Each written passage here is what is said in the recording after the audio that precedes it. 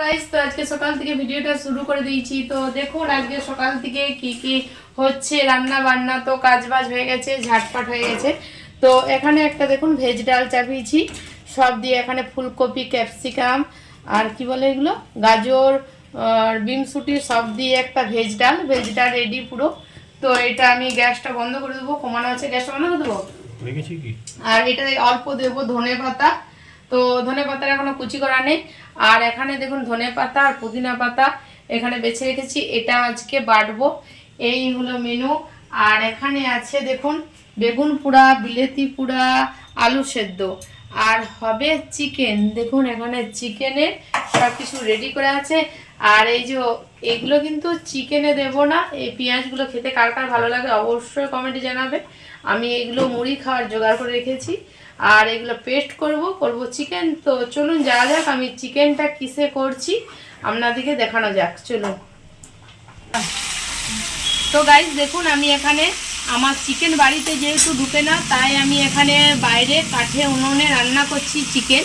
তো আমার গ্যাসে যাবতীয় সব রান্না হয়, আমি চিকেনটা আমাকে বাড়িতে এখনও ঢোকাতে পাইনি। তো কাঠে রান্না করছি, দেখুন কাঠটা জ্বলছে। আর চিকেনটা পুরো চাপানো দেখালাম না, প্রথমে কড়াইয়ে তেল দিয়ে দিয়েছি, তেল দিয়ে আমি চিকেনটা ভেজে নিচ্ছি। আর উপরে দিয়ে দিলাম পেঁয়াজ, তারপরে এটা ভাজা ভাজা হবে। তারপরে এখানে দিয়ে দেবো রসুন বাটা, আদার সব কিছু দেবো। তো দেখাচ্ছি দেখুন, এই চিকেনটা ভেজে নিলে টেস্টটা খুব সুন্দর হয়। তার সাথে হালকা ভাজার পর দিয়ে দিয়েছি পেঁয়াজ। তো এটা আমি ভেজে নিচ্ছি। আর দেখুন উনুনটা খুব সুন্দর জ্বলছে। তো চিকেনের আলাদা গ্যাস ছিল, গ্যাসটা শেষ হয়ে গেছে। আর যেহেতু অনেক কাঠও আছে দেখছি, তো কাঠে খুব তাড়াতাড়ি রান্না হয়। তো আমি কিন্তু চিকেনটা আমি কাঠে রান্না করি। জাস্ট এইটা আমরা পেঁয়াজটা আর এই চিকেনটা ভাজা ভাজা হোক, তারপর দেখাচ্ছি। দেখুন আমার চিকেনটা খুব সুন্দর করে ভাজা হয়ে গেছে। তো এরপরে এখানে আছে আদা, রসুন, পেঁয়াজ, এই পেস্টটা আমি দিয়ে দিলাম। আর একটু কিছুটা রেখে দিলাম। তো এই পেস্টটা আমি একটু ভালোভাবে এটা কষিয়ে নেব। এটা আমি একটু কষিয়ে নিই। তারপরে দেব মশলা। এখানে আছে দেখুন মশলাটা আছে জিরে, ধনে, হলুদ, নুন, চিনি, কাশ্মীরি লঙ্কা, কাঁচা লঙ্কা। আর এখানে এমনি লাল লঙ্কা দিয়ে আছে। আর এখানে দেখুন টমেটো কুচিটা আমি দিয়ে দিচ্ছি, 4 পিস টমেটো দিয়ে দিলাম। তো একটু এই মশলাটা কষে নেবো, না হলে একটু রসুনের গন্ধটা ছাড়বে। তো যেহেতু কাঠে এখনই জাস্ট এক্ষুনি ভাজা হয়ে যাবে।